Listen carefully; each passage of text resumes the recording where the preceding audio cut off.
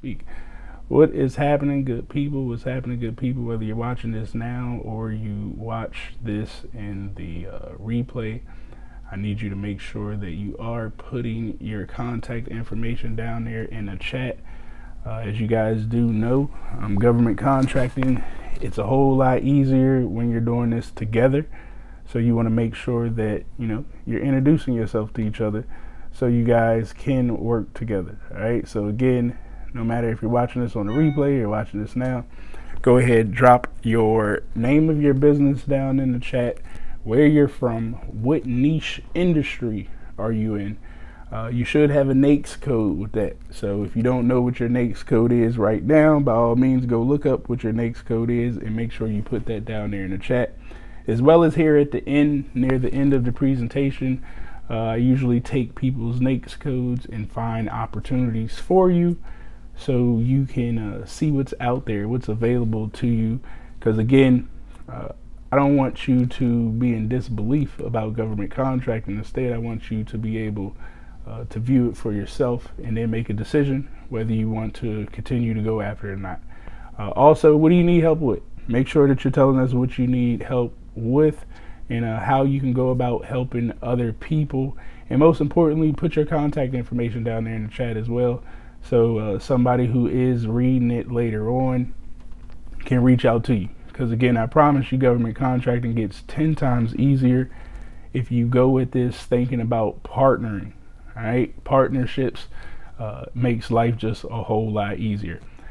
Guys, I'm Dr. Travis Davis. I've been doing government contracting now for over 11 years. Won my first contract through the Affordable Care Act, Obamacare, as some people know it. We did the triage help desk of that. I was able to produce over $1 million at the age of 24 doing government contracting. Didn't know absolutely anything about what I was doing as far as running a business. I had been working since I was 16 for that company that I ended up subcontracting to for my very first opportunity here with the Affordable Care Act. So that's why I always remind people, you don't need to know anything, because at the end of the day, here's the kicker: you're going to hire individuals. So yes, I have an IT company, but I kind of look at myself like a staffing company, because I'm just going to go hire individuals to do the work, and that has led me down a route of helping other businesses. I've partnered with over 18 businesses right now that I have some form of equity stake in. I do marketing. I have a marketing agency, and it all came because of government contracting giving me the resources that I need to figure this thing out called life. So again, I hope that you guys are capable of doing this as well, but it will start with you believing in yourself. And most importantly, I love believing in yourself, but belief is cool, but you need to be determined, because you're going to fail. You're going to hit rocky spots. You're going to hit tough situations, and if you're not determined to get over those hurdles, you're going to be discouraged, and you're going to go back to comfortable and tell yourself that this doesn't work. And I'm telling you guys, that's not true. Now, I was a C average student from high school to college, and I was a C average student because I cheated, and I still cheat today when it comes to business. And I actually teach my clients exactly how I go about cheating and how they should cheat too. I don't believe in starting business from scratch. Anytime I start business from scratch, that means that there's a learning curve that has to go on there. People don't know me. I don't know what to do next. So we don't start business from scratch. You could really go buy a business. I hear about all these investment vehicles that people talk about, and I just don't understand it. When you could go invest in a business, and a business investment can make you $100,000 in 30 days. It can make you $1 million by the end of this year. Can't no stock, can't no real estate, can't nothing do that quick. Only business can do that. So sometimes we just need to think outside of the box and look at investing in business. My very first business, Malmar, is my largest business that I have. That's the government contracting business. I didn't come up with that business name. It was already operating. I just purchased it. And by me purchasing it, it immediately gave me business experience. Because again, when they say experience, they're not talking about you. Okay, so once I seen that contracts in the IT field was asking for 3 years of experience, I went and purchased a business that had 3 years of experience. They didn't say that the business had to have 3 years of experience making $10 million. They'll never say that. They said 3 years of experience in business. So yes, I purchased a company that had 3 years of experience in the IT sector. They weren't doing millions of dollars. They was doing 6 figures. I bought them. Again, it had all of the paperwork laid out, all of the experience, all of the workers already there. By me purchasing it, I knew I was taking it to government contracting, so I could immediately increase the revenue of that business. And again, I hope that I can teach you guys some of this information here today so you can learn the exact same techniques. Now, today we're going to be going over how not to lose money in government contracting. Now, if you're watching me on YouTube, or on Instagram or Clubhouse, I am on YouTube live right now. If you have questions about what I do and what I go over, I advise you to hop on YouTube. I'm looking at the comments. You can ask anything that you want as I go through this process. If you're on Instagram, if you click the link in my Instagram bio, go down to the bottom, you'll find my YouTube channel. Again, if you're on Clubhouse, the link at the top right here brings you over here to YouTube. But let's dive into here, okay? Hey, I appreciate everybody tuning in here on YouTube and the likes. I do, thank you. But let me pull this bad boy up, switch camera angles for us here. Come on, switch up. There we go. All right, so what we have here, guys, actually, I'm going to start here. I told you that we were going to go over 5+ ways of how to make sure that you never ever lose money when it comes to government contracting. This is actually my back office right here of our Govcon course, so you guys can take a look at what it looks like. But the first place that I want to start to make sure that you never lose money with government contracting is sam.gov. Okay, everybody needs to be registered in sam.gov in order to even do business. But most importantly, you got to be able to sign in. All right, so I'm going to go ahead and sign in here. I've already signed in earlier, but if it's your first time signing in, it's going to ask you for your authenticator, a third-party authenticator number for you to put in. So you just need to download that. But anyways, now that we're here, guys, the first thing that I'm always looking at is contract opportunities. We're going to go ahead and click that, and we're going to get on advanced search right here. And this is where you could just really start looking to see what's out there, because maybe you can respond to something right now. So what we can do is start to play around with some of these filters right here. One thing that I love to do is look in your backyard. You know, see what's out there right now in your backyard. That's available for you to go after, because you would be surprised at the opportunities that you could just walk yourself into, especially if you're not in like the DMV area. DMV area is like, of course, it's the hottest market for government contracting because this is where it's at. But if you're in California, Texas, Colorado is the second largest area for government contracting, just FYI, the Denver area. So if you're in these other states, the federal government actually produces opportunities all around the world. So they're not set in one location. That's the reason I like federal government contracting, because I don't need a license in another state to do work. Like, I don't need all of those requirements. By me working with the federal government, anytime there's a contract, I can do it anywhere. Like literally anywhere, and I don't have to have all that stuff. If you do state contracting and local contracts, of course you have to figure out how to register with that state in order to conduct business with that state. But all three of them, federal, state, and local, I believe that you should know how to do. So if you're going to get registered in federal, your state government, and your local government, don't worry about another state. Don't worry about another local municipality. Just worry about your own backyard, your own state, and getting registered for the federal level. But again, we're going to focus on this federal side right here. What I did right there is I put in the state right here, and you could actually come here, look up notice types, okay, and you could do solicitation, this combined right here. And as you can see, like, these are opportunities that are right here right now. Also, you could change the dates. Response date, I like to do the next month. See, here's the thing, you gotta put some pressure on yourself, okay? I think that's our number one problem. You know, when we go to look at these opportunities, you know, we're scared. But if you put pressure on yourself right now, so that's why I looked in the next month. What opportunities are out here that are due in the next month? Because now I gotta respond. I don't have time to play around. Like, for the next month, I gotta put my head down and I gotta focus.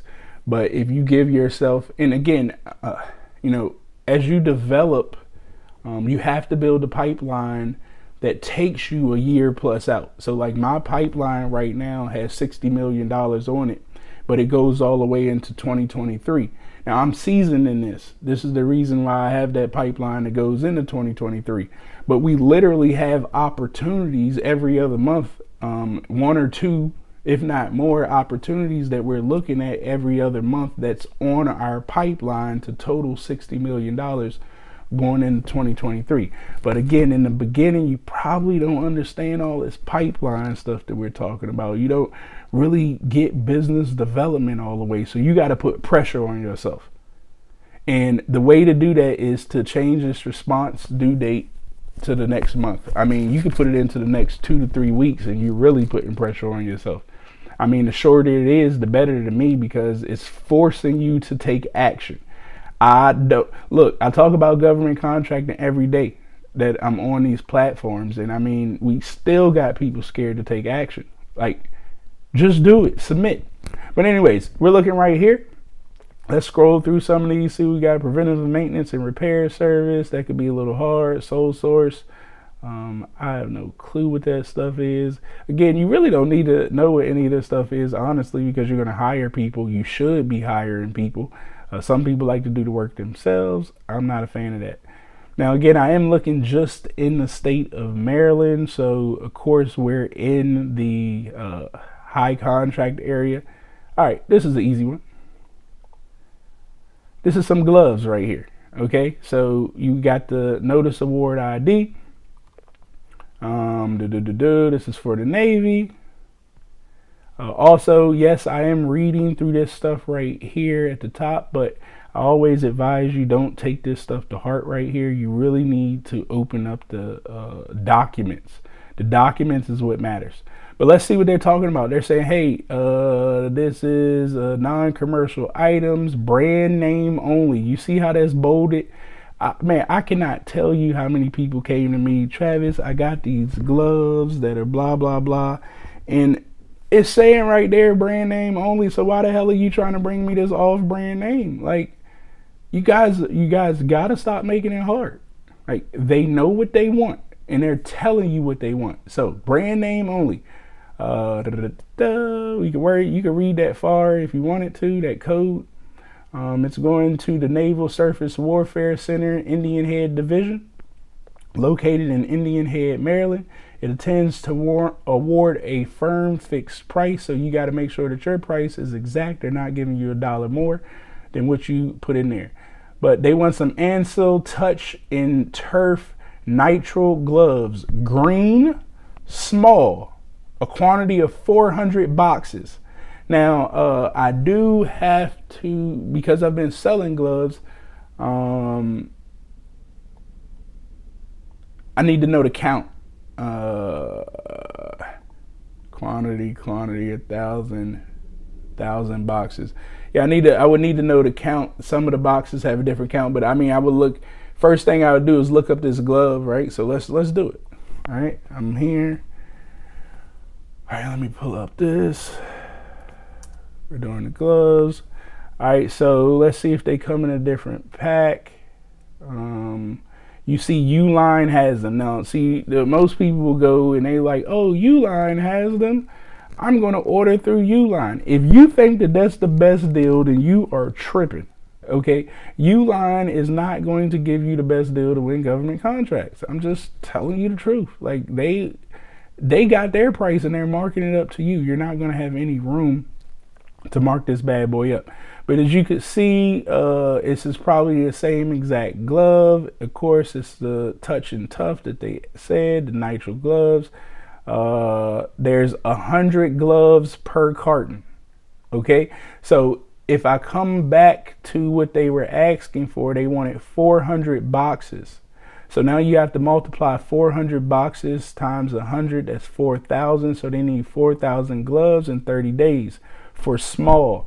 Here, 800 boxes. Again, multiply 800 by 100. You're 8,000 gloves. So we got 4,000 plus 8,000 plus this is going to be what? 10,000 plus 9,000. All right, so that's how many gloves they're looking for. Small, medium, large, extra large. You now got to go find the gloves. I mean, I don't know how else to make this more simple to you. Just get your ass up and figure out who got these gloves at the lowest price. Don't take one quote, go get 3 quotes minimum. It's the same exact steps that every business uses, every government agency uses, every smart business uses. They want 3 methods of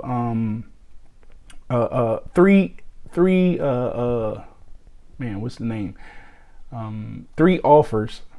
It's probably not the right answer, but 3 offers from different companies before they make their decision. 3 quotes. That's what it is.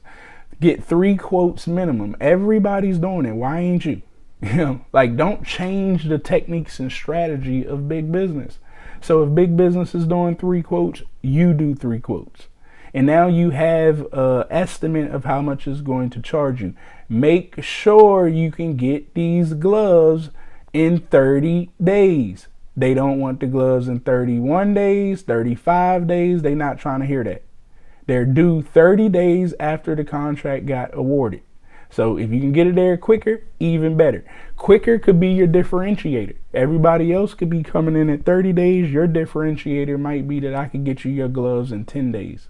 Again, it's your job to get out there and find the product. It's like the drug game to me, man. If you want to make the most money, you got to go get the product that is rawest form. So you should be looking to the manufacturer. The manufacturer is probably not going to give you the best deal right now because they don't know you. They probably won't talk to you at all.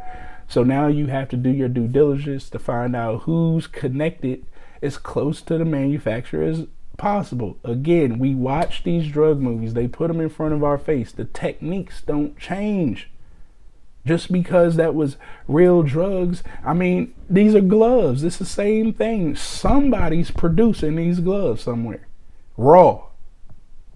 Now, if we can't get to the product raw, how do I get the next best thing? Well, who gets it raw?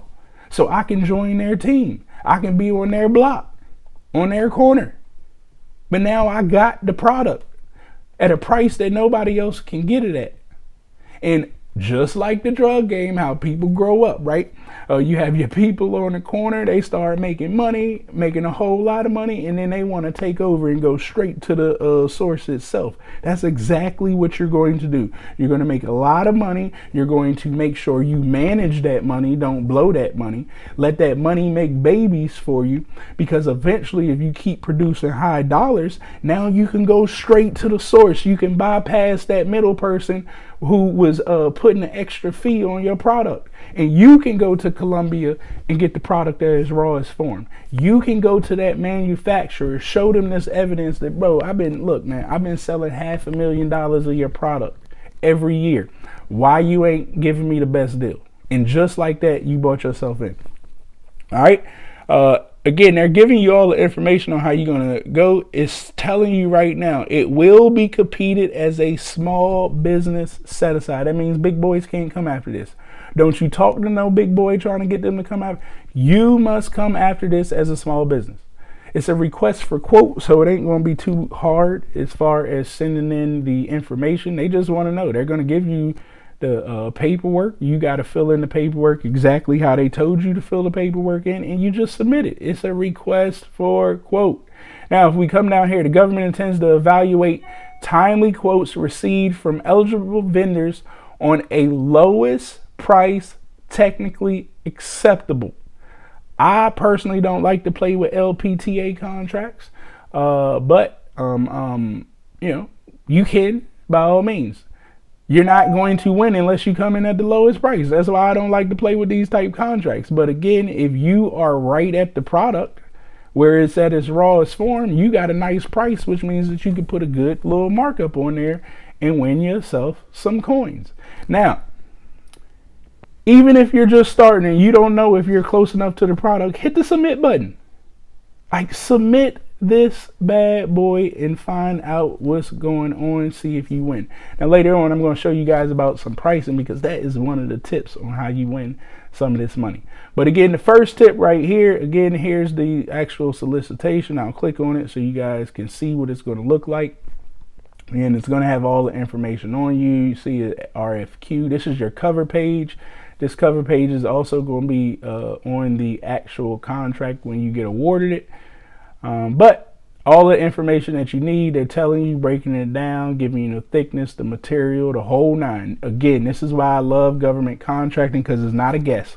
You shouldn't be guessing at anything. They literally break down every single thing that they want, not you. So you must read. I cannot stress that out enough. Read and you can find the answers. Don't you bring them no gloves that ain't allergy free. Like, again, they're telling you the whole nine of what they want, not what you want. Okay. Now, when you go to submit, as you can see, the line item, you got to put the amount right here, right? 400 gloves. Well, that's 400 boxes. So the unit price would be per box. And then you multiply the unit price per box of 400, and that's your net amount. And you're going to do that for every line item. And once you fill it out, again, RFQs are so easy to fill out. They're not asking you to do a whole lot of stuff. They just want to know your pricing. You fill it out, you put your pricing in, and then you're going to be ready to submit. And they're going to tell you how to submit. All of this stuff right here is how you're going to be invoicing in the FAR codes, right? And I'm actually just learning about, oh man, I forgot this is DOD. I just got this $4.5 million contract with the Army, and they are killing me right now with invoicing. I can't invoice right now because of their system. They got to put some codes in, and it's crazy. But anyways, this is just telling you how you're going to be invoicing the Navy for these products. So all of this stuff right here really has absolutely nothing to do with the contract.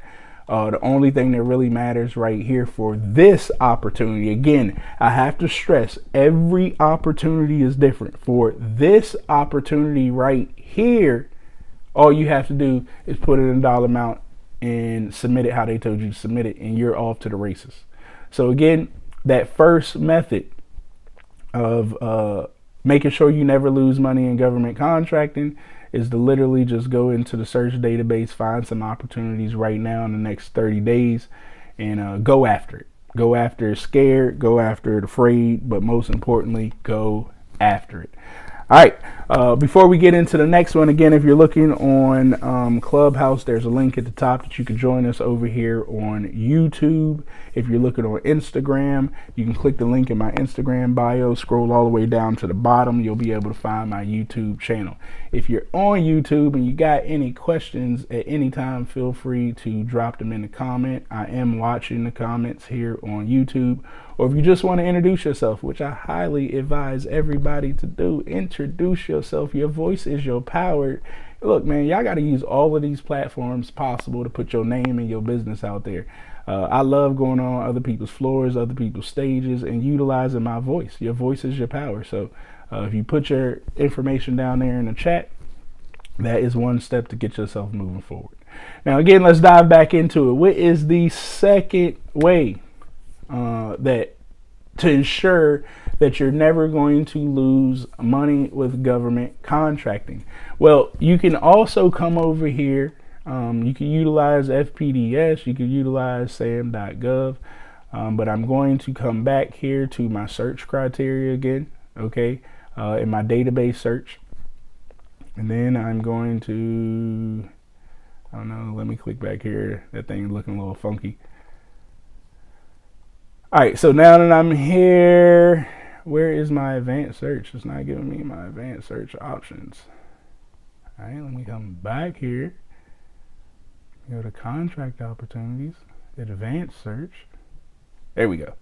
All right, so now I'm coming here and I want to do notice types.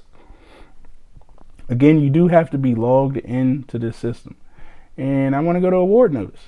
Now this is going to blow some people's mind. I say award notice, like, Travis, what do you mean award notice? Why do I want to look at people that already got awarded? Well, I'll show you. Let's do the past week. All right. So we're looking at people who just got awarded contracts in the past week. Guys, this is the easiest method of getting yourself involved in government contracting. Now, again, to me, government contracting is anything that gets funded by government money. So as a subcontractor, the government is not your customer. The prime contractor is your customer. So the government's going to pay the prime contractor, then the prime contractor is going to pay you.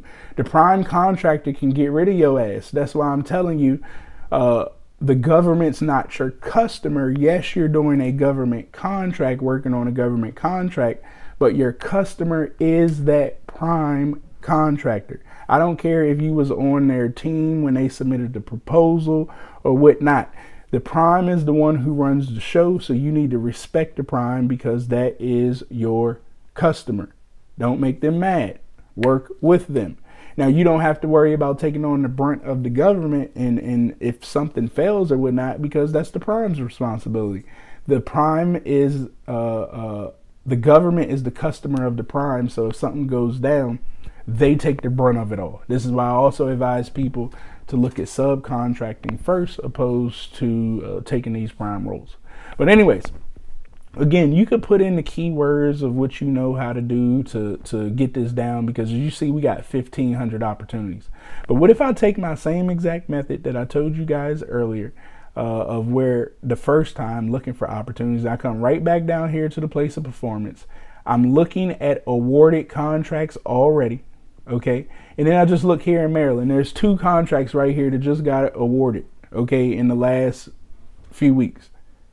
Pick up the phone and call them. Like, I mean, I can't make this part any simpler. This is, it wrecks my brain that people don't do this. Like, this is the easiest way for you to get involved with government contracting. You don't have to have no knowledge, no skills. So just pick up the goddamn phone. And now you're going to treat people like people, right? So maybe you need to go read a book, How to Win Friends and Influence People, so you can learn how to talk. And then pick up another book, Let's Get Real or Let's Not Play, so you can understand the words that are being used with you when you're sitting in a room. You can understand what a decision maker is. Because again, when you pick up the phone to call these people, first thing you should be doing is patting them on the back. I mean, you're looking at the contract that they just won. It has all the information. Now you should take, okay, if this is the awardee, okay, this is the awardee. We're using unique entity IDs right now. So I'm taking that awardee's information. I'm coming over to USA Spending. I'm doing my due diligence, man. You just got to do some work. Oh, they didn't change some stuff up over here. All right, I'm going to advanced search. I'm coming over here. I want to check this company out. I want to see if this company is legit, because they may need some help. And then I'm going over here to recipient. I'm putting in their unique entity ID that I just got off of the contract that they just won. I put in the last 3 years for contracts.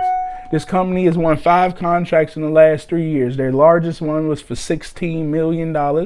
And then there's a 4,000, 3,000, 3,000. If I scroll over here some more, so I see they got some snow removal, snow removal, snow removal. And then they just got a big janitorial contract.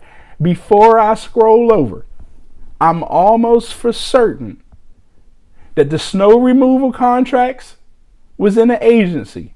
And then the agency realized, like, this company does good work. And I bet they're in the same agency with this $16 million contract. I could be wrong. So we're going to see. Let's slide over.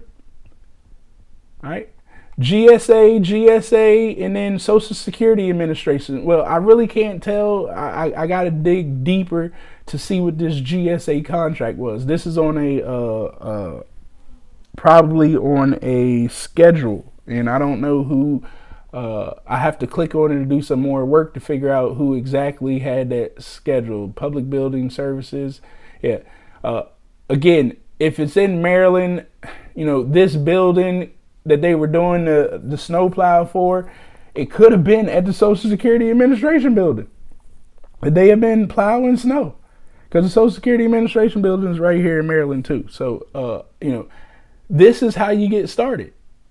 They took some. I'm almost for certain too. If I look up, the company's called LifeBridge Health, and they're doing snow removal services. So when people ask me all the time, "Can I do this and that?" Like, come on, man. If you tell yourself you can't do something, then of course you can't do it. If you keep listening to society and your friends around you telling you what you can't do, then of course you can't do it. But if you just look at real live data right here, LifeBridge Health Incorporated. What the hell are they doing removing snow? What are they even doing with janitorial? I would think that they're somewhere in the health. But let's go take a look. Let's see. What is this company, LifeBridge Health? Oh, there goes their website. It's a .org. Is it a nonprofit? Well, they got doctors up here, services. This has nothing to do with snow removal.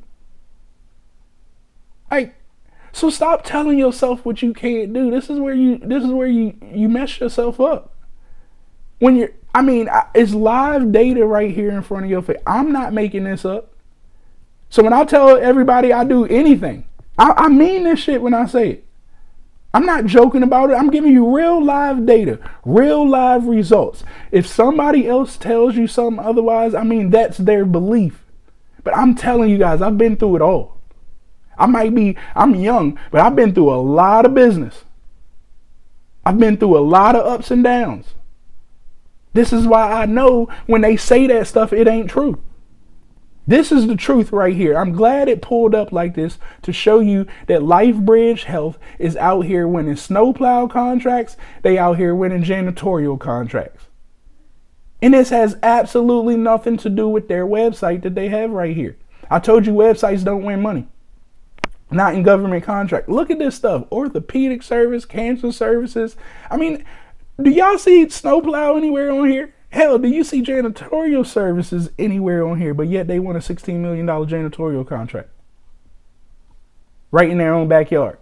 Let's see. Where's this company located at? Let's see. Contact.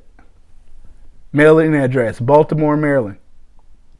What did they do? Win contracts in their backyard. Didn't we search right here for contracts in Maryland? Right in their backyard. They're winning contracts. Because they took the strategy of looking for opportunities that was right in their backyard. So that could be your strategy. Pick up the phone, call the winners. So if I could see this company right here, let's say if this contract, this $16 million janitorial contract, I ain't gonna call them about these snowplow contracts, it ain't big enough. But this $16 million janitorial contract, what are the odds that the healthcare company knows everything about janitorial? So now I can literally take a look. Okay, hold on. Let me come back here. I can take a look at the contract. I can see that they won $16.9 million. All right. What is this going to be? The end date 2022. They won it in 2018. Now again, of course, we're going to look for stuff right now to see if they need help. I'm just giving you guys an example, but we're looking for stuff right now, not 2018. But let's say it was right now. You see that the date is in 2025 and whatnot. That means that we would break this 16.9 million down, divide it over the years of the contract. That's how much money is coming in per contract. Okay, per year for that contract. So now you have an idea. All right, so if we took 16.9 million, let me do some math here. 16.9 divided by 5, we're looking at 3.38 million a year. Or no, my bad, hold on. They have a potential of 21.2, so there could be some money coming up in there. But anyways, let's say 3.38 million a year. Well, if I just take a look at the work, I could actually go look back at the previous contract the actual RFP. The RFP is going to break down all the positions that were needed. So if I know that they came in and got awarded at a $3.38 million per year price, I can now take every line item. Remember how, let me pull this back up, because the same thing is going to happen with service-based. Every line item right here is going to have a price, but if it's a service-based contract, it's going to have, this wouldn't be supplies and services. This would be the title of the employee that you need right there. And then it's going to tell you how many of them that you need. I would show y'all my live contract, but I'm not going to do that because that would just be stupid when we're on this public platform and somebody could steal my contract the next time. So I'm not going to show y'all my service-based contracts. But anyways, it would be the title right here. It would have the quantity. If you need 2 of those people, 3 of those people, 1 of those people, it would have that right here. Your unit price is how much you're charging the government for that person. Okay. And you would just put it right there. The other thing, it would be the amount. So your unit price is the person. The amount would be 12 months, right? So you have the unit price, you multiply it by 12, and boom, that'll be your price per year. If it's a 5-year contract, you're going to multiply that by 5, and boom, you got your price. It'll be broken down. Every year it should increase because of inflation. Again, I really wish I could show y'all my real contract, but I don't know who's watching out here, and they may try to cut me in the background. It's a dirty world in business. I don't trust nobody. All right? Not even the people on the internet telling me all their sob stories, right? They will screw you. But anyways, you call these people up, you congratulate them. I see that you did an amazing job. I just looked at all of your stuff. Like, you guys are doing it. Okay. Now that I've done that, I'm asking them, hey, I see that you need whatever that position is. We can supply that position or that service at, $80,000, where opposed to they put in a bid at $100,000, they were probably going to pay somebody $100,000. You tell them you can get it done for $80,000, not with your hands, but with the employees that you've hired.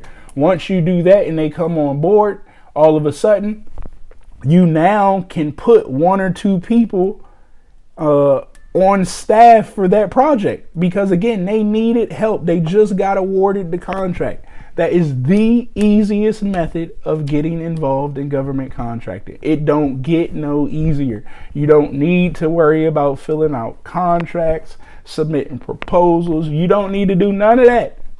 Just pick up the phone and ask winners, do they need help? Can't beat it.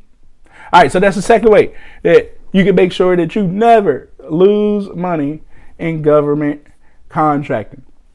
The next way that you can make sure that you never lose money in government contracting, okay, is to, again, take your niche, whatever your niche is, okay.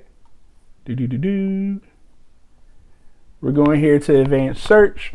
And now you're going to think about, like, what value can I bring to somebody else? So let's say if you're a women-owned company, the first thing I'm going to do is come right here, and we're looking for solicitations, all right, that are women-owned. Come on. Women-owned. Women-owned. Come on. I think they got one more women-owned thing down here. All right, so I'm pulling up all the women-owned opportunities because I got my women-owned, and again, not me personally, I'm talking to you guys through this. I got my women-owned certification. All right, so now that I got my women-owned certification, I'm looking for some opportunities that are due right now. Did we change these dates? All right, we're going to look for response date in the next month. We got 21 opportunities. All right, so now we got temporary facility rentals. Going to women-owned business, tenants, HVAC, cots, beds, whatever. All right. Let's take a look at this one. Now, again, I can take this opportunity on. I just showed you guys that anybody can do anything. If you limit yourself and say what you can't do, then guess what? You can't do anything that you say I can't. But if you follow the rules in the game right here, just like we seen that healthcare company, I'm going to show you guys again how to never lose money. So I'm looking right here, temporary facility rentals. I take this information here. I'm going to come over here to fpds.gov, right? And I'm just putting this in. Bam. All right, so we got 2 pages of companies who have won. I'm going to do date signed to see if we got some companies who just won recently, 2022. It could be the same thing. I don't know for sure. I got to click view, right? I got to do my due diligence and go through this stuff to make sure it's the same work. And I ain't about to read through all this stuff. Like, I'm just showing you guys, okay? You take your time and read through it. Now that I get through here, I can see the company. Indian Health Services is the agency. Here is the company right here who won that. Shamrock Hills. It's probably an Indian native. Well, they're a women-owned business, okay? Can't work with them. They don't need me, right? So let me go on to the next. I'm here, scrolling down. They are a minority-owned business and a Hispanic-owned business. They got awarded tons of contracts doing the same thing that I already want to do. Temporary facility rentals. They already know how to do this. So now that I have an opportunity that's a women-owned set aside for temporary facility rentals, I'm building a relationship up with all of the companies who have done what I want to do, but they're not women-owned. They're my partners. Here's your joint venture. Here's your teamwork right here. Pick up the damn phone. Guess what? They gave you the phone number right here. And call them. And now it's the process of understanding business, getting this person to negotiate with you, become a friend. I told you got to get in these streets and learn how to shake hands and kiss babies. As the visionary of the business, you must do this. But if you want to be stuck behind doing the work, you know, I had a conversation with one of my clients 2 days ago. He does some boiler stuff. Only black company in the entire United States working on boilers. And I told him, if not already, one more contract puts you at capacity because he's the one doing the inspection. He's the one doing everything. He has an assistant that takes in the information, invoices and all of that. But the actual work, he does. So I asked this one simple question because he's making millions of dollars. They know him. And I said, hey, when somebody says they know you, because he kept telling me he's known in the industry, do they know you or do they know your business? Of course, he told me they know him. They know him by name. He's working too much. He's at capacity. I can't put more work on him. We can't scale him to a $50 million business because he keeps using his hands to produce the results. That's not a business, that's a hobby. So now I have to convince him to remove himself from his hands producing the results so we can get some resources in here. So you can train other staffed individuals to be like you. The reason you can't hire individuals because you don't document your processes. You have no systems in place. You can't transfer information to tell people exactly how to operate like you. Not themselves, but like you. That takes processes and procedures. Real simple. Yes, you may have to sit down for a month. Yes, it's going to be tedious and annoying. But if you do not do this, you can't bring people on board. Because every time you bring people on board, they're going to fail you. Because they don't know who you are. They don't know what you do every day. You can't expect somebody to operate like how you've been operating for the last 15 years in this business and they ain't been running the business. So you set yourself up for failure. So yes, you literally want to find these companies right here. Male-owned companies, and I'm a women-owned company. And I'm loading up my opportunities. Loading them up. Every opportunity out here, I'm building a pipeline, and now I'm strategically putting the pieces together that they have to joint venture with me. They have to partner with me in order to go after these opportunities. Real simple. I believe that was the third way that I said. guys. And I'm throwing these off the top of my dome, so don't think that I got notes or anything. This is just what I do. So I'm trying to remember every step. All right, so I think that's number 3. Let's get to number 4. What is the 4th way? So we went over just looking for the solicitations. All right, we went over calling people who just got awarded. We went over building up subcontracting opportunities with people who need us. All right, another way that you can make sure that you never, ever lose in government contracting. This sprungboard my career in government contracting. The more I learn how to do this game, the better that I got at this. What do I realize, guys? Man, you know what? I wonder if let me see if I can pull this up real quick. DSBS. All right, DSBSD. All right, I'm looking for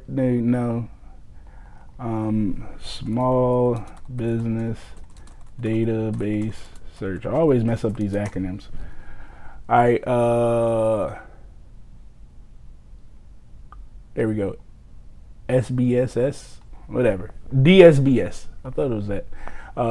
But this is where once you register in SAM, I can come find small businesses right here. I was trying to see if it would give me the total amount of small businesses. Man, I don't have time to go through all of this stuff right now. All right. Yeah. Find no more than 5. All right. I was trying to look for the total number of firms that are registered in SAM.gov. And the reason I was going through that because there's so many firms registered in SAM.gov and they still don't know what the hell they're doing. Right? You can actually go right here to DSBS and look for all of the companies that just got awarded in SAM.gov. And the better that you get at this bad boy, everybody needs the service. So if you know how to search and find contracts, what I'm trying to tell you is become a consultant to government contracting. Consult to these companies and help them win contracts. And there's a few things that you could do here. Let me see if I can actually pull up. I don't mind showing you guys that contract. Let me see if I can pull it up. But this contract is, how I go about getting a consultant, becoming a consultant to people. And actually, we started consulting to over 28 companies. This is what really took us off because as they win, I win. Yes, we did like a $5,000 retainer, and our retainer goes up $2,500 per $2.5 million that we bring them. Guess what I decided to do? Don't go after no contracts that ain't over $2.5 million. Like why would I go after something smaller when my money goes up every $2.5 million?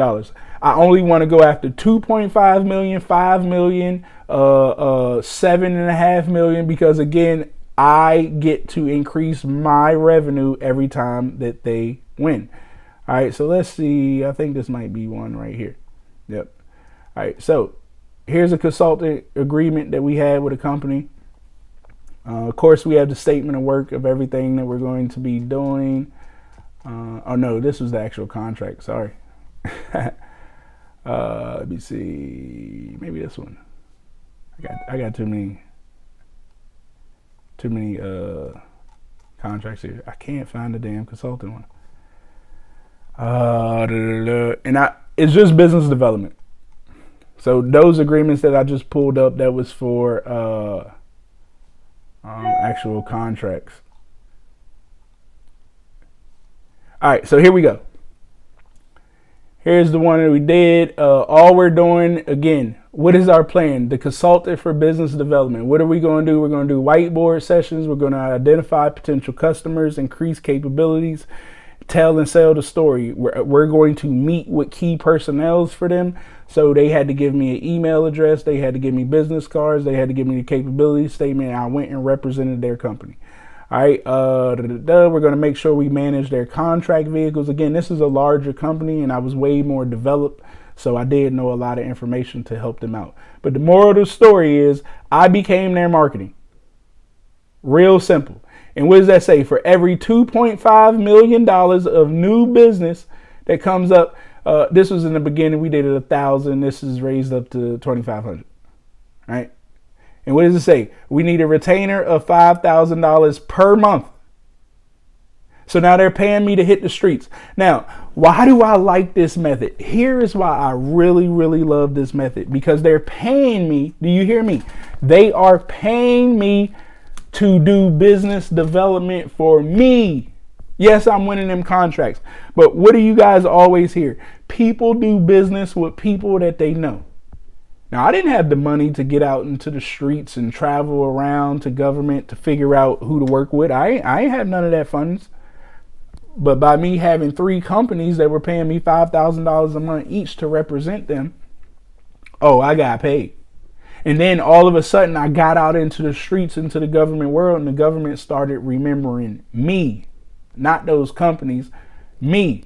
So now I would go sit in meetings and I'm like, well, you know, what is this government meeting about? Because I'm about to change my shirt and open up a different set of business cards and present the company that's best fit for that solution. And that's how I really, really started blowing up even more when it came to revenue outside of just winning my government contract. So that is number 4. Number 5, I got to actually go into my back office here. Again, this might be the easiest form to get yourself rolling. I come back here. Where is my stuff? Federal agency links. Okay, let's pick an agency. I don't know. What agency I want to rock out with? We'll go with Justice. Now, again, I do have the entire agency broke down from their website to their mission statement to their organization charts. And then this is why I tell you guys you only need to work with 1 agency, 2 agencies max. Because no matter which one I click on, do you guys see all these offices that are up under them? You have to learn, like, these people got to know who you are. And if you over here talking about you work with Department of Transportation, Department of Treasury, Department of State, DOD, Homeland, I already know you ain't good at government contracting. You must find the agency that's spending the money in what you do and then start to learn them. So, as you can see, these are all the different offices spending money inside DOJ, Department of Justice. But here is the 5th way of making use of money. Every single agency has what we call a forecast. They're telling you what they're trying to do for the entire year. So look, Department of Justice. And guys, I have all this already laid out for you guys. All you got to do is click the damn buttons. I took the time. I did the due diligence and already did the research and all the slave work to figure this stuff out. Just click the buttons. It takes you over here to the forecast guide. Boom. It has everything laid out. From the NAICS codes that they plan to use. I mean, we got pages and pages and pages of contracts that they're going to look at for the fiscal year 2022. I mean, what else do you need? Now it's time to get strategic. Now it's time to strategize. Can you do all of these contracts? Absolutely not. But can you put a $10 million opportunity on your pipeline, find one of those, and then you put a $1 million opportunity on your pipeline, and then you put, 4 $25,000 opportunities on your pipeline, and then you put, 2 $500,000 opportunities on your pipeline, and then you go for the big gusto. Where my big boy contracts at? Put the $51 million opportunity on your pipeline. What is this, $10 to $50 million? Put some of those on your pipeline. And now I'm being strategic just to my pipeline. I don't care about anything else going on in the government. I don't care about who else is winning over here with the energy. I don't care about what they doing over in DOD. I'm only focused on my pipeline. And here's the beauty. If you just focus on the agency that's spending the money in what you do and you load up your pipeline as you lose, because you're definitely going to lose when you first get started. Well, I hate saying lose because you can't lose something that you don't have. If you don't get awarded what you want, you ask for a debrief. You got 3 days to do it. Once they say, hey, you didn't win this opportunity, such and such did, I need a debrief. You need to tell me why I lost. The minute they tell you why you lost, they just told you how to win the rest of your contracts. It's that simple. So the forecast for every agency, You should be loading up with opportunities. Now, I know I said 4, but I'm going to give you guys one more nugget here to make sure you never, ever lose in government contracting. And this last nugget, you can come on over here. We're going to go back to our sam.gov, contract opportunities, advanced search. All right, I'm coming over here, notice type, special notice, sources sought. Now, this is your opportunity to get in front of the customer. This is the customer saying, hey, I have a problem. Can somebody provide me the solution? And if you can provide the solution, I want you to respond and tell us how you would provide that solution. Tell us what you think. Sometimes you can even write what they call a white paper. So for new technology, new processes and procedures that the government isn't aware of, you write a white paper to it. And again, how can you find some of the white papers? Well, this is the sources sought side of it. So you can respond to the sources sought, and you're going to be strategic with the sources sought moment where, this is why it's good to be in a group. If you wanted to be women owned, okay, let's take a look at this one.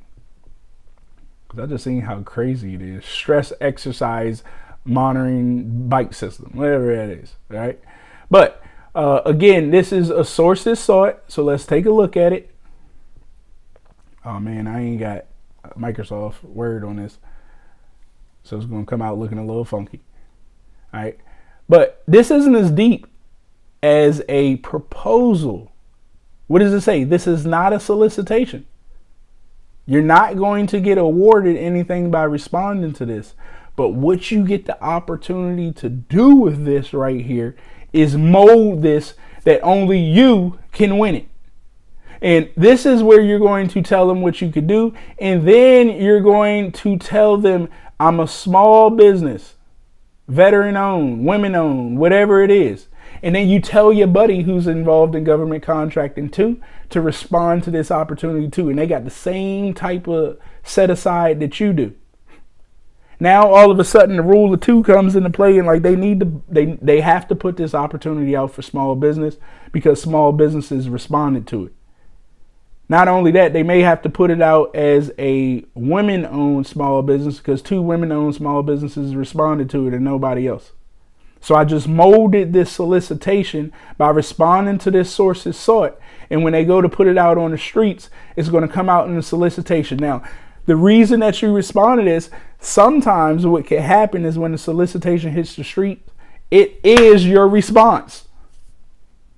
The other reason that you put it in the solicitation, in this sources sought right here, is because you could have the opportunity to tell them, hey, in order to get this done. Now, if I'm thinking about my competition, right?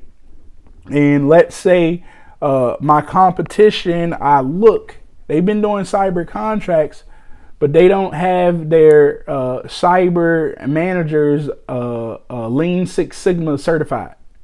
And I do. Or maybe I don't, but I know that a Lean Six Sigma certified person could fit perfect right here. So I'm going to write it in my sources sought so I can eliminate the competition. So when it hits the street and they say, hey, in order to get this done, I told you they put it in word for word of what they want. They're going to say, hey, I need a Lean Six Sigma person as the subject matter expert. I need 2 of them because that's what you said in yours. They're telling you they want you. If they use your exact stuff that you put in there in the actual solicitation, they're trying to award you the contract. You just got to read. And again, this is why we respond to sources sought, so we can eliminate others and make them play this game. We have to be smart about this. The other way that you could go about writing what we call white papers, you could do something like White House. WhiteHouse.gov, you know. What does this say right here? Priorities. This is the Biden administration priority. They're giving you all of their problems right here. They got this C word, I can't say that. You can look at their priorities. They got climate, that's a priority. They got racial equity, a priority. The economy, healthcare, immigration, restoring America's global standing. Now you have to read in deeper. And if you have a solution to this and you understand what agency that climate is going under, maybe Department of Energy or something of that nature, I write a white paper to them with my solution. Hey, I seen your issue that President Biden was talking about. Here is what I believe could resolve that problem. That white paper could get you a direct award. Never even see a solicitation. Now, the last but not least, I know I said that was the last but not least way, but this is the last way that you can make easy money through government contracting to make sure you never lose. Do your research, find out who's spending the money, contact the OSDBU, OSDBU. Again, there is... How is my phone ringing and it's not ringing? Why would somebody call me on Instagram and they see me on Instagram Live? Listen, all right, so, man, they just blew me with that. All right, so we're sitting right here, okay, and what the hell was I talking about, man? They just messed me up with that. How would you call me on Instagram? I'm on Instagram Live. But anyways, we're talking about how to win easy money. Okay, so you could find the agency that's spending the money with you that does what you do. Once you find that that agency is spending the money, again, guys, Department of Energy. All right, I know I can't spell. Don't talk about me. All right, we're gonna do Department of Homeland because it's right there. OSDBU. Every agency has one. Now, I need to build a relationship up with the OSDBU, find out, go sit in the meeting, see what they got to talk about. But I'm trying to get on the Homeland vendors list, preferred vendors. What does it say? Small business vendor outreach session. Damn it, I want to be a part of that. I need to figure out how to be on their vendors outreach because yes, getting in SAM.gov was cute and all, but that ain't the answer to everything. There's a lot of opportunities that never ever hit SAM.gov, that never go through the award process of RFP and all that stuff. A lot of simplified acquisitions, a lot of micro purchases happen, and guess who they send it out to? The people who are on their vendor list. This is why I tell you again, you can't work with the entire government. Find the agency that's spending the money and what you know how to do, and just learn them. Get on their vendors list. Show up at these OSDBU meetings. Figure out everything about them. They got a mentor protege program. Look into joining their mentor protege program. Understand everything to the T and watch how much faster you start winning government contracts. And before we get out of here, guys, again, I want to tell you guys about our Pure Money Govcon program that we have right here. If you visit www.puremoneygovcon.com, you can get started today. What you're going to end up doing as soon as you get registered, you're going to get access here to the back office. We do have a Google Drive as well that gives you tons of templates and scripts to teach you how to talk to individuals. It does have some consulting agreements back there so you can bring people on to work for you 1099. But you get this back office. This is the baby right here. So as soon as you log in, I got videos right here for you to get started. I always love this segment right here. This is my cheater segment, guys. Again, I don't start business from scratch. I cheat. And I'm teaching you guys exactly how to cheat too. If anybody say you can't cheat, those were the people who were in school that covered their paper up and wouldn't let you look off of it. I told you I cheated through school, I cheated through college, and I've been cheating through business, and I've been winning. So don't say that we can't cheat. Those are those selfish folks. So you come here, start learning this method. But I have everything laid out for you to start learning government contracting. And then the federal agencies. Again, once you start doing your research, find out who's spending money with you, you come right back in here, whether it's DOD, Department of Education, Commerce, Agriculture. I have it all laid back right here. You can come click on the forecast, the contracts, and you can click on their performance. Hopefully some of them, all right, so the performance pages for that one changed. I got to look up the new performance pages. But every agency has to spend a certain amount of money with those certifications, women owned, veteran owned, blah, blah, blah. You could look up the score of what each agency is doing to understand if they're going to be working with you or not. All right, so that's laid out right there. Also, questions when you talk about pricing, guys, I already have the links that you can just come here, follow the strategies of looking at other companies and what they charge for pricing is right here. Here's the small business agency scorecard. You should be able to come right here. Okay, so you can come to the small business, the SBA scorecard. You guys can start looking up right here. What are those scores for each and every agency? We got our certifications. Again, if you need to get your certifications, I have it all right here that you could click on and get started. This is going to take you over to the government side so you can start the process. I don't certify people. You have to go through the government to get certified. All right. If you need any cybersecurity information, again, all of this stuff is right here. The mentor protege program, you just click on it. It'll take you all to it. All right, let me go back here. We do meet the last Monday of every month live, so I can make sure that I answer any of your questions that you have. All right. You're also going to get access to a Discord group. Inside of the Discord group, me and my team, we're in there. Anytime you have a question, you pop it in there, we'll answer you. Also, there's been some amazing students that we have in there that they'll answer your question maybe before I can answer you because they're that aggressive with this, and I love it. They've been communicating with each other outside of Discord, talking with one another, coming up with strategic plans on how to move forward with these opportunities. So again, you can't beat getting around like-minded individuals. Also, I've been putting together other training. So I've been breaking down things that I've been hearing that you need. This is an evergreen course, an evergreen system. I'm always going to load videos up there. I do have to get these 3 videos. I caught that C word, so I wasn't able to make these last 3 videos right here, as well as this one right here. I need the Army to let me into the portal so I can record it and show y'all how to do it. But the Army ain't letting me in yet, so I can't show y'all. But we will get these 3 videos done right here. Again, all you got to do is click on these. The whole video has been laid out, the training for each and every one of those for you guys to start learning. This right here may be one of my favorite videos. Well, 2. The accounting system, guys. I mean, fringe and overhead. You got to know how to price, man. See, we lose as minority businesses because we don't price right. And when I say we don't price right, like, guys, you got to have an accountant. You got to have a lawyer. Like, you have to have some form of establishment, whether it's your house, which I use my house. And if anybody say you can't be a multi-million-dollar business operating out of your house, once again, those are liars.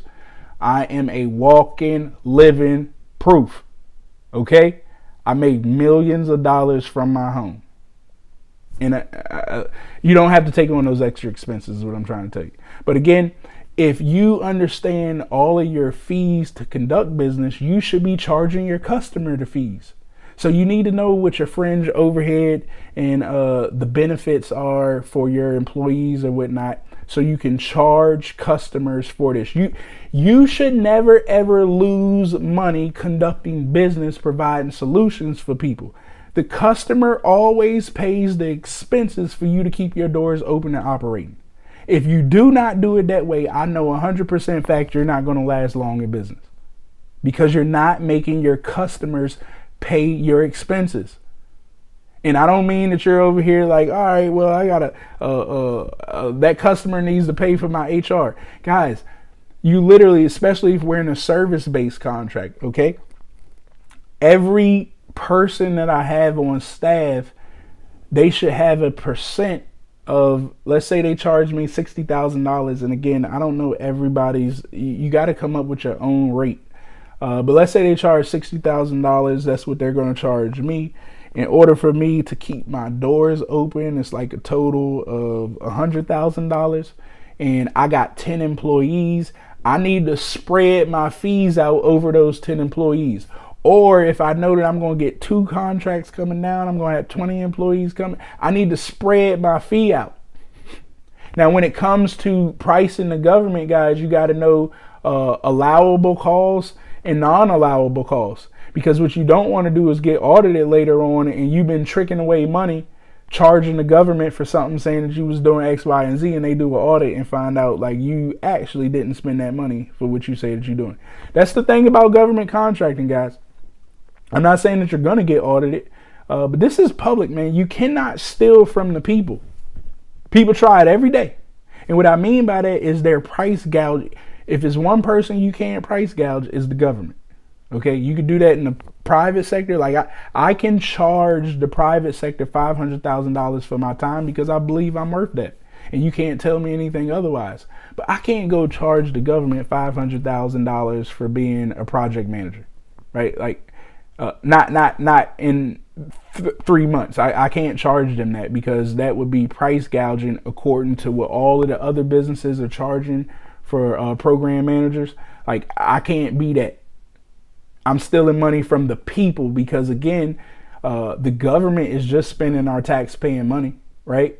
So if you're stealing from the people, and that's how they consider it. That's why they do audits and things like that, because they want to make sure they're spending the people's money correctly. But we know the government is not good at spending the people's money. They actually really, really suck at it. I mean, really suck at it. And DOD, they're awful at spending the people's money. But hey, I ain't here to argue with it. I'm just wanting them to spend some of that dumb money with me. Okay. But again, we're going to be going over that simplified acquisitions and things of that nature. Last but not least, guys, you actually get to tell somebody else about this same exact program that you learn from. And when they get registered, you're going to earn 25% commissions every time that they register. Now, I will warn you, every 5 people that sign up, the price goes up $100. This is to help put money back in everybody's pocket. More money too. I want everybody earning more money. I don't want to hear that crumb stuff. I don't want to hear you talk about I just wanna. Don't you use those words around me. Don't say I just wanna. No, we don't just want to make a couple dollars. We want to make a lot of money. And we want to make Lockheed Martin money. We want to make Tesla money, Amazon money. I'm tired of seeing all of these other people that don't look like these minorities make tons of money and hear all of my minority businesses say, I just want it. The reason that you just want to make a little bit of money, the reason that you're scared to go big is because you keep doing all the damn work. That's why you keep telling yourself, I just want it. Stop doing everything. You're at capacity. You can't count no more. You can't hire no more. You can't free think anymore because you keep working so damn hard because our ancestors taught us how to work hard because they learned how to work hard from their ancestors. All we keep doing is working hard. It's a repeat cycle. They tell us to go to school so we can learn how to work harder. That ain't smart. Again, just take a look. I'm not making this stuff up, nor do I know you personally, be talking about you personally. I don't know you enough to be talking about you, to care about you that much, to talk like this ain't directly towards you. This is talking statistically. And if you get upset about it, I don't care. You know, I'm trying to save the people who want to get saved. If you look at your parents, if you look at your uncle, if you look at your auntie, if you look at anybody in your family, if they are in their 50s, if they are in their 60s, and they are still right now working every day of their life, they don't have the solution. They ain't got the formula, guys. They have taught you, and they're continuing to teach you that you have to work hard for everything that you want. You hear this like you got to work your way up the ladder. That ain't true. You can hire individuals just like your boss is doing. There's a reason that your boss, okay, literally has people. They say if you go get certifications, we'll give you an extra $10,000. If you go back to school, we'll give you an extra $10,000. But what do? They lock you down for 3 years. You're going to pay back that money by going to work. Don't think that they reimbursed you for your certification. No, they just locked you down for 3 years to work, and they charged the customer more money. Because you got more experience, you got more certifications, and according to the customer, if you find employees with this, you could charge a higher rate. That's all they did. So if your boss can do this to you, why the hell can't you do it to other people? But see, if you look at your auntie, you look at your uncle, you look at your mother, you look at your father, they're still working. If you tell them what I just said, they're going to be scared. They're going to tell you that ain't right. You should do your due diligence and all that other stuff that they talking about. So I just warn you guys. Again, I'm not trying to knock a job. I will never ever knock a job. I started there. But what I do knock is the mindset to stay there, thinking that you about to make a change in your life. I literally woke up one day from partying. I was out partying, getting drunk at park. I woke up that Monday needing to go to work. My boss called me, Travis, where are you at? Because I was hungover. Oh man, I can't believe I'm late. I'm running out the house, head hurting, showering. And I'm like, man, this is my second time being late. They're going to be pissed off. And then I looked and realized, wait a minute. You know that saying where you say, when I have kids, I'm going to make sure they got everything that I never had. See, I kept telling myself, when I get older, I'm going to make sure I live the lifestyle that my parents never had. But once I opened my eyes and realized I'm running out this house every morning, I'm living the same lifestyle that my parents were doing. I didn't change anything. I'm not doing nothing. I'm waiting for my next check on next Friday, just like they were. I'm purchasing a house and purchasing cars and entertaining myself and eating away all my money just like they did. It's forcing me to have to go to work every single week because I didn't become a steward over the dollar that I had in my pocket. I didn't respect the dollars that was coming in my pocket. And most importantly, I didn't respect my time.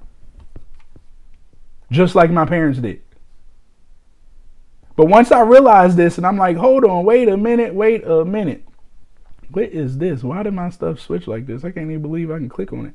But anyways, once I switched and realized the truth, I'm like, nah, man, I'm not working for nobody else. See, I actually had some money in my pocket that I could have just jumped out there. But again, I jumped out there contracting myself back to the company who hired me. Because I knew they needed me. That was the first thing that I did. Contract myself back. But it didn't stop right there. I contracted myself back to the company because I was making $120 an hour by 1099ing myself back to them and putting a deal on the table that they only could make $1 per hour off of me. And I wanted 23 employees. They gave me 32. I was working still. It didn't even kick in. I thought I would have great money. I was doing the due diligence, man. I was partying my ass off too when that $120 per hour covered. I was partying like I don't know. Even when I won the contract, I was just partying, guys. I'm not gonna lie. I pissed away $250,000, and I still till this day, like I want to slap myself for doing that stupid activity because I literally blew away all of the money that I've been working for. But even then, I realized I can't grow if every day I gotta wake up and clock in. How could I get out in the street and make more sales if I'm stuck in the cubicle? How could I get out in the street and those decision makers learn who I am if during the times that the decision makers are in their office, I'm stuck in my office every single day? Yeah, did I make more money? Absolutely. But time, I didn't change. I didn't change anything about that aspect of it. I was still trading my time for money because I was still getting paid per hour. See, when you make this crossover that I'm talking about, you no longer ever will entertain a per hour pay unless it's OPT, other people's time, right? But I will never entertain myself getting paid per hour when I only can charge per project. And you don't get to tell me how long the project takes to complete. I could complete it in 10 days. I could complete it in 3 months. Regardless, when I complete it, I'm going to 10x whatever you hired me for. So if you get your results 10 times faster, you need to pay me for that. And don't question how long it took me to do it. As long as you get what you want out of the other end. And that's what I started to learn. Once I started getting paid per project, I no longer started operating like the people around me. And that's why the people around me get so frustrated with me, because they can't understand what I'm saying. And I can only talk it in this way. It sounds arrogant. It sounds cocky. It sounds like an asshole. I don't care. You're not going to force me to think and operate like the rest of the world. Like my parents. Like my uncle. Like my cousins, like my friends around me at that time. I had a conversation this weekend with my Kappa brothers. We were all in a room. Over 120 black men in this Washington, D.C. area. And trust me, we got some elders in there that they making tons of money. My line brother asked why I don't show up here no more. I say because every time I get around black men, all we want to do is entertain. All we talking about is liquor, partying, travel. What did I tell you? The same stuff that I was doing previous. I don't want to go back down that route. It baffles me that 120 black men are sitting in this room and all we're doing is getting drunk, eating, and ain't nobody investing with each other. Ain't nobody talking about building business. And if you talk about business in a group like that, they will get pissed. The first thing they say, oh man, I'm off work, man. I don't feel like talking about work. I don't feel like talking about money. Let's talk about liquor and partying. Oh, well, let's talk about giving away our money. You know, the thing that you work for 9 to 5, Monday through Friday, you just give it all away Friday night and Saturday. So you got to go get it all over again. So I yelled out in the room so I could show my line brother real live results. I go, hey, how many of y'all are working together? Investing with each other? Crickets. It amazes me. 120 black men in a room. That's over $100 million sitting in a room. And all we doing is giving away the money. I don't know what we be thinking about sometimes. We got the power to change, but it can't happen solo. And when I say it can't happen solo, do I have money? Look, I'm making a lot of money. I'm living a great life.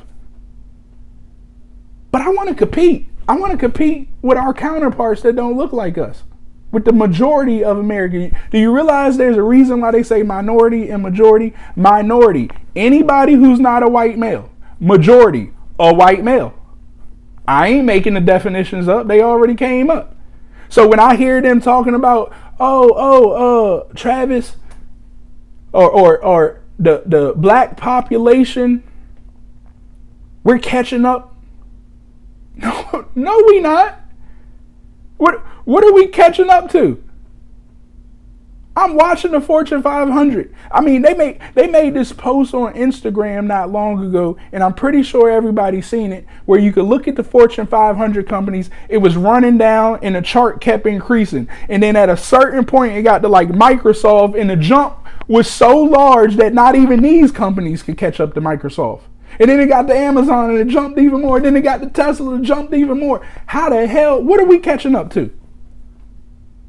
You catching up to your neighbor down the street? That ain't cool. Your neighbor down the street can't calculate right. You catching up to your cousin or your friend, and you made $1 million more than them? Kudos to you. But that don't make no change in your community. When the decision makers in your community is the Fortune 500, they're the ones who are paying the politicians to vote the way they get. Like, it's not hidden information. Y'all hear about the lobbyists getting paid to vote certain ways, how the insurance companies. Why you keep the system is not going to change based off your complaints. But the system will change when you got the money to put into the system. The only way to get the money to put into the system is go bigger. Stop talking about crumbs. And you keep saying, I don't have the capacity to go bigger. I know you don't, because you keep talking to your friends about entertainment. You keep talking to your family about entertainment, traveling around the world. Oh, I want to get on the planes. Now you complaining about price gouging of airlines. Guess what? Your ass still pay the airline fee. At some point, we got to have money and business conversations amongst our community. And I don't care who it pisses off. See, here's the beauty about it. I don't need everybody to ride with me. If I can get 10 solid people to ride with me, that's all I need. We can move weight with 10 like-minded individuals who are trying to make some things change. But again, I'm not here to bash anybody. You can do whatever you want to do with your life. I know my life is operating perfectly. I know that everything that I've been doing works. If people say anything otherwise about the way that I operate, again, I'm a walking, living proof that every strategy that I take, it works. If it don't work, guess what? I tell you that too. I tell you about how I got scammed in the whole 9. I don't care. I'm trying to save one of those 10 people who are like-minded not to make the mistake that I made. They can't not make the mistake that I made if I don't share it. I don't care that you guys know that I lost $250,000, that David Anderson stole $60,000 from me. I could care less. Like I was able to rebound back. But yeah, I don't care about calling scammers out because I got to protect them against the next set of people. I was able to get over the hurdle. The next person may not. And I don't want you to crush our community thinking that that one bad apple made business bad for everybody. That just ain't true. So we're here. The Pure Money Gang is here. I will also advise you guys to visit travisknows.com. All right. You can spell it any way that you want. NOSKNOWS. It'll bring you here. Go all the way down here to the bottom. Enjoy my Facebook group, Pure Money Legacy, right here. Jump inside of it. We got tons of valuable information. And I'm back cleared up with the C word. So I'll be in here spitting more educational information. Just join the group. Now, again, this ain't all going to be about government contracting in this group. If you want to focus on government contracting, you got to go to Pure Money Govcon. But if you want to access anything that I got going on, if you need business funding, I do fund some of my own money, but I've partnered with a company. They have underwriters to make sure we do our due diligence because I ain't an underwriter, right? But once the underwriter say go, we can fund you. If it's credit cards that you need, we make sure we get you the right credit cards with 0% APR. Regardless, if you need money, you can click the link right here, get registered. The tools that I use to operate business, they all right here on Travis Knows. If you got questions, you can go ahead and schedule a consultation. I do not answer questions outside of my live time that I do for free. If you want to take my personal time, you got to pay for that. My Pure Money Club right here. This is my coaching business right here that I drop videos every Wednesday to teach you guys information. And this is my school that you guys can pick up and start learning. If you want one-on-one support right there, that's available too. And of course, my government contracting information is all right here that you can get registered at travisknows.com. Let me look into these chats, see if there are any questions so I can answer those before I get out of here. I'm going to start here with YouTube. My coffee rocks. What's happening with it? What's happening? Let me see if I can pull up another thing real quick. There we go. Put my green screen up here. All right, so we got my coffee rocks again. How are you doing? Again, y'all make sure y'all connect with Serena. I hope I'm saying your name too. Took your class with Lynette. Always a pleasure to hear your training. It's hard finding. Went away. I gotta read that. It's hard finding your first contract. How should I navigate those GovCon streets? Again, take one of those strategic approaches that I told you here today and focus. Like, don't give up. It's definitely not going to happen on the first phone call. It's not going to happen on the third phone call. You got to just keep at it, be persistent. That's why I stated in the beginning, in order to really be a great government contractor, again, this space has been available for years, way before I was born. So there's already the majority in this space, and they're ahead of us. But that don't mean that we can't get in this space. You just have to be determined. You have to have determination to change your life. I promise, if you are determined, it will work. And then you got to believe. You can't never stop believing. And again, this is the largest customer in the world. So if you just keep cracking away at it, I promise it's going to work out. But you got to be determined, and you cannot quit. If you quit, well, you're going to go back. You're going to go right back to what I was stating before here. That your ancestors, you're going to go back to that per hour pay. The per hour pay is everybody's crutch.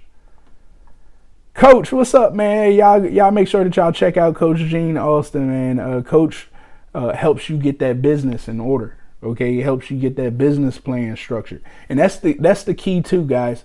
You got to have a plan on paper. Like, you cannot keep it up here in your head. The brain is too powerful, man. Just think about how many words you know. Like, if you look over to the right now, you just thought about something else. I don't know what was over to the right of your eyes, but if you looked over to the right of your eyes, your brain just started thinking about something else.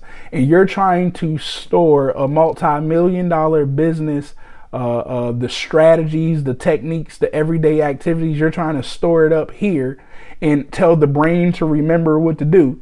But yet when you look over to the right, you just thought about something else. That's how the brain is operating constantly 24/7. So you got to put together a plan so you can make the brain look down at the plan and no longer look at anything else. But if you do not write out that plan and you keep looking to your left and to your right every day, then again, it's going to get hard for you.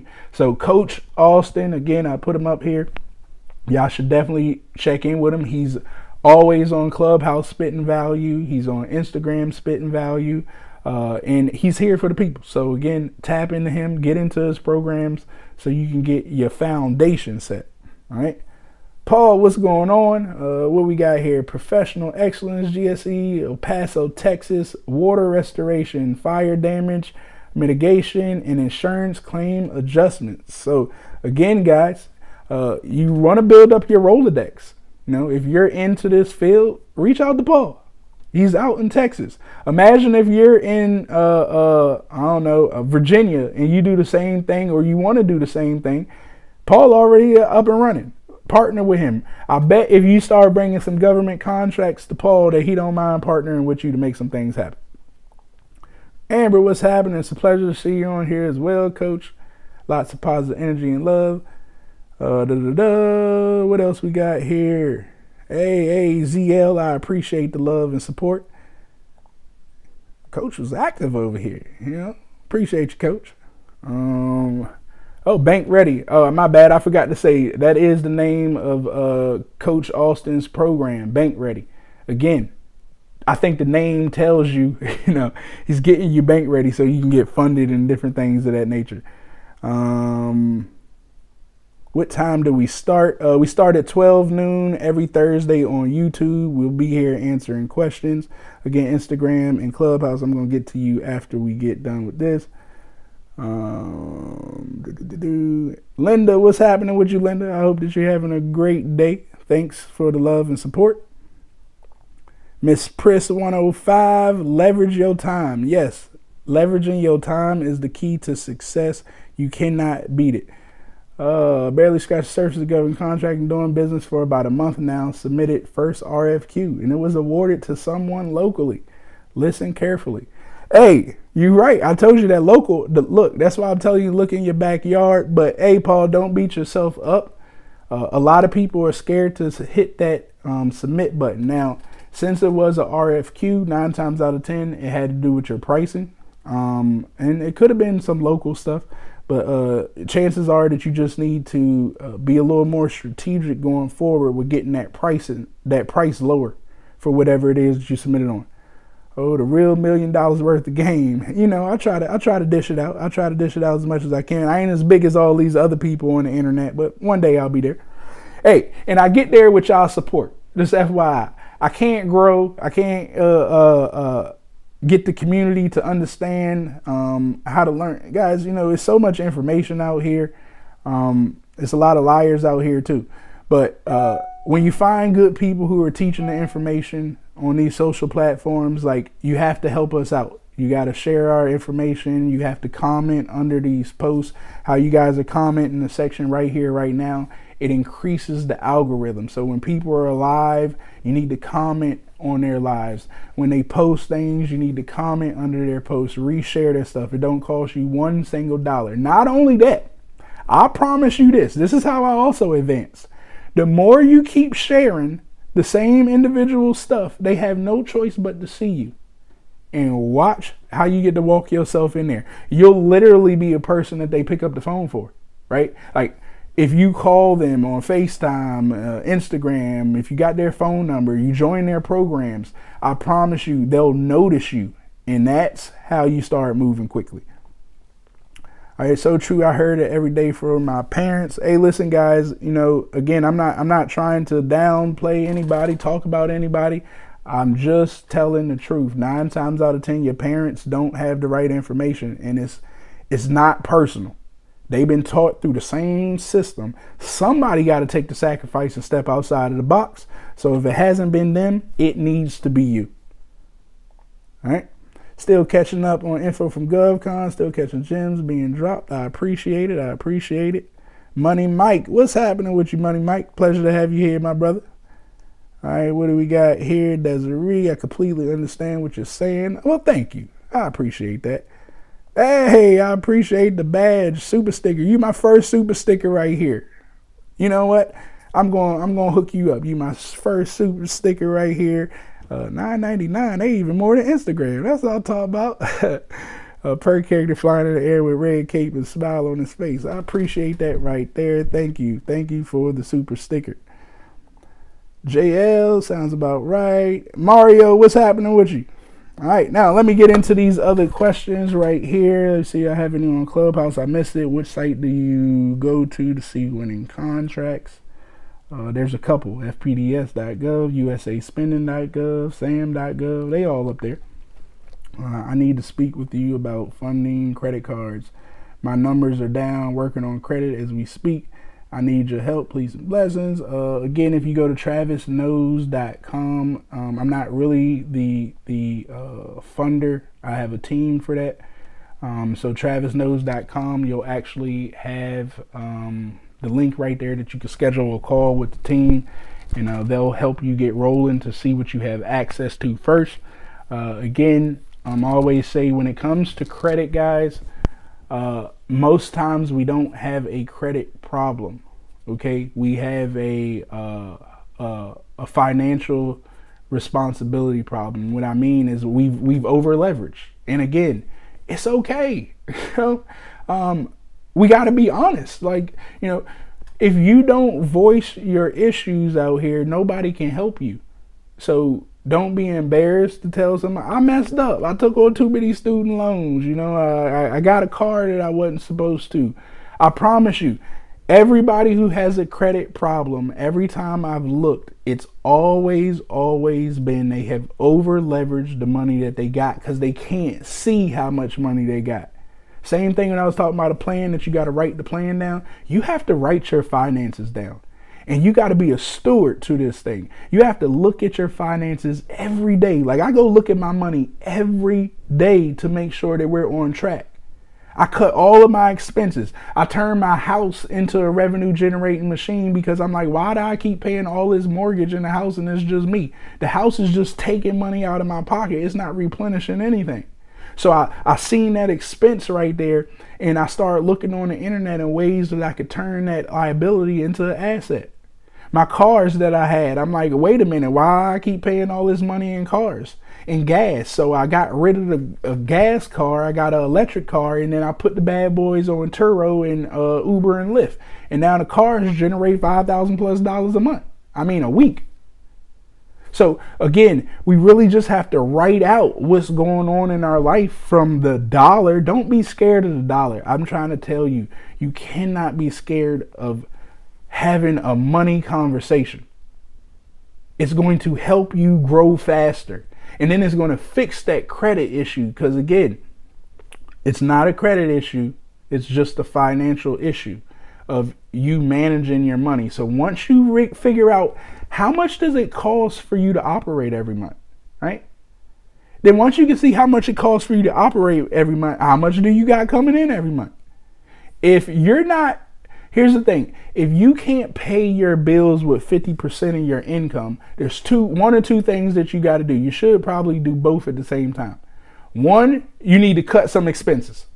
Something in your life is costing too much money. You need to get rid of that car. You need to stop going out to eat. You need to stop entertaining yourself. Stop hanging with your friends. If you can't talk to your friends and not go out to hang out with them on the weekend, you need to stop talking to them. It's okay. I stopped talking to everybody around me. They probably pissed off at me. I don't care. I had to do it for myself because I couldn't have changed my life if I didn't do that. And again, I know it's a hard thing to do, but they'll still be there. If they're a friend for real, they'll be there when, I want to come back, if I want to come back. So yes, cut all of your expenses lower. So now all of a sudden, the revenue that you have coming in can start to look a little better. Also, if you can't pay 50% of the money that you got coming in right now, just the bills, like if you're spending 75% of your money in bills, 80% of your money in bills, I told you cut it. The second thing you need to do is make more money.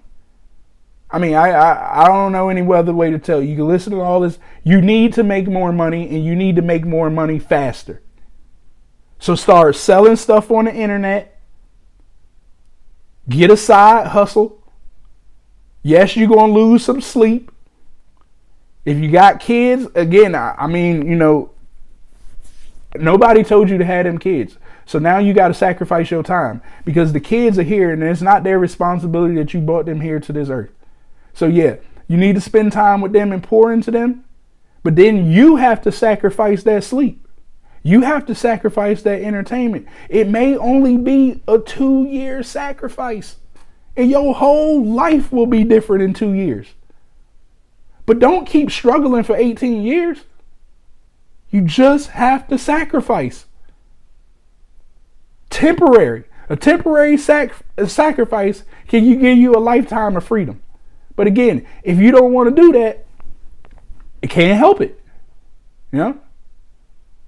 So that is the key to that credit there, guys. What cars do you have? I only got Teslas. It's the only thing I'll ever drive. Tesla's life. And again, I only got Teslas. Think about this. You guys, just look at how much money people are spending in gas. I'm laughing at them. You get rebates back. The government's telling you right now they'll give you money back for getting an electric car. I was getting that already. Not only that, I put solar panels everywhere so I don't pay electricity. I don't know the last time I paid electricity. Right? So I fill my car up for free. I don't pay electricity for my house, and I rent the cars out. The other thing about the Teslas, they don't fall apart. There's no maintenance to them because there's no fluids running through them. The only reason cars fall apart is because gas and oil is constantly going through them, knocking up against each other. And anytime liquids keep hitting things, just look at waterfalls, right? Anytime liquid keeps hitting things, it naturally tears it apart. So that's why you keep going back and repairing your car all the time. But yeah, I ain't got no oil change fees. I ain't got no emissions tests. I ain't got none of that stuff. And I get to ride in the HOV lane real fast. All right. I don't think that there's any more questions. Let me look back over here. Yep. Turn them liabilities into assets. What we got here? War Dog Survivor. Hey. Can you be successful in Govcon part-time? Yeah. See, I love that you asked that. Can you be successful in GovCon part-time? Well, the first thing is, I don't know what success is for you. So I want to say yes, you can be successful in GovCon part-time, but my level of success probably ain't your level of success. So, and vice versa, your level of success might not be my level of success. You should never compare somebody else's successful what yours is. Instead, you should write out what does success look like to you. How much money is it? Success to me is, do you have your time, right? That's the easiest form of success. Do you have your time to do whatever the hell you want, when you want, how you want? Are you allowed to say whatever you want out of your mouth? Or are you still scared that you're going to lose a job or that somebody may do X, Y, and Z to you? See, I get to say whatever I want, whenever I want, except when I'm on YouTube because they cut some stuff off. But in the real world, I say whatever I want to whoever I want, however I want. I do whatever the hell I want. So I think I'm pretty successful. So you have to understand what your level of success is. Don't measure it to anybody else's. And once you know what your level of success is, go after it. And I'm pretty sure that whatever your level of success is, you can do it part-time. But here's the thing. If something like this, the government contracting, could get you your level of success, why would you take it on part-time? Like, go all in. That's that I just want to make a little mindset, right?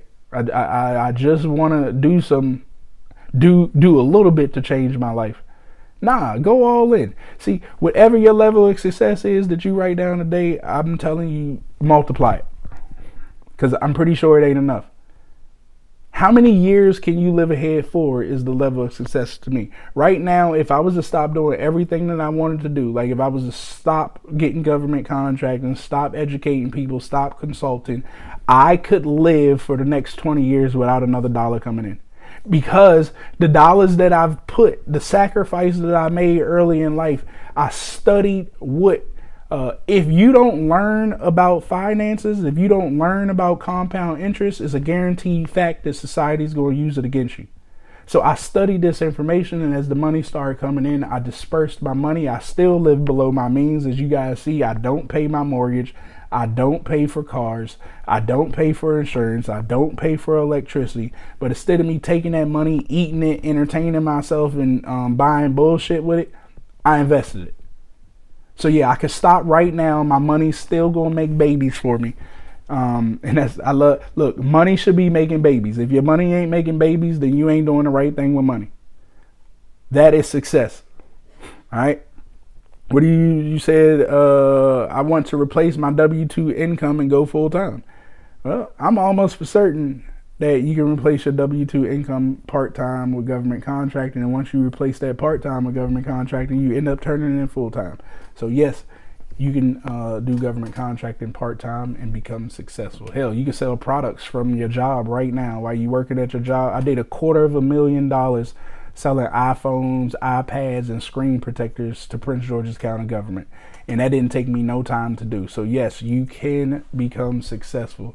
But the government contracting got so many opportunities. There's going to be shiny objects all over the place. So if you are all over the place trying to do work with the government instead of listening to what I said, find the 2 agencies that you want to work with, then it's going to be real confusing to you. All right. How many part-time drug dealers made it? Come on, Paul. Hey, I love that right there. Not many at all. Can't be a part-time drug dealer in these streets. If you become a part-time drug dealer in these streets, somebody else is going to take over the block.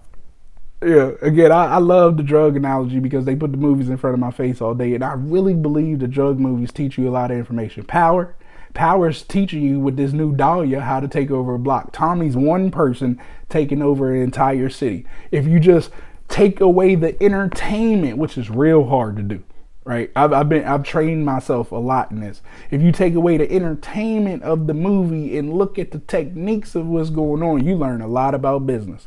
But Tommy's teaching you how to take over a block with a product. I'm just telling you, man. It don't change, right? He's teaching you how to manage when you don't have anything. He ain't got nothing in Chicago. He pulled out a map of Chicago and he found the players. Boom, boom, boom. He's doing his research. Then he went to talk with the players to see where their mindset was. Boom, boom, boom. Now he knows who works with who don't work with who. And I partner with you over here, I partner with you over there. And he's doing deals. Guys, this stuff don't change. Business is business. They just call one business drugs and the other business legal. Both. I truly believe drug dealers are the best business owners because do you know how hard it is to sell a product that you can't put out on the street? Like that you can't just market that you got this stuff. Like you really got to do some real marketing right there to get people to understand that you got this product. but they just not smart when it comes, like they could take the same strategy and technique and just apply it to real business. But I don't want to keep going on and on that. I appreciate you. No problem, my brother. I appreciate you again. Make sure that you guys are liking the YouTube channel. Make sure that you guys save the YouTube channel in there. Become a subscriber of the YouTube channel. I would highly, highly appreciate it.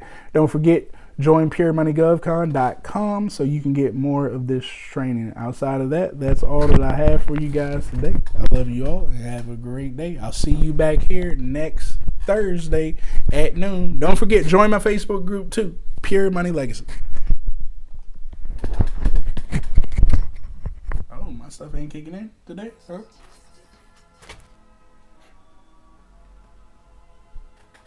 Holla at y'all. Hey, Clubhouse, I appreciate y'all. I love you all. Make sure you follow in the club at the top, Recession Proof. If you guys need anything, join the group. You got my links. Unfortunately, I don't really answer questions after I get off of these lives because it's my time to live my life. You can catch me back here. I'm on Clubhouse Tuesdays at 8, Instagram Mondays at 8, and YouTube Thursdays at noon. That's when I give all my free information and free time. If you don't ask the questions during them, then you have to click some links because I don't answer DMs. Y'all have a great day, and I will talk with you later. Instagram, y'all heard it all. Y'all know what it is. I'll holler at y'all.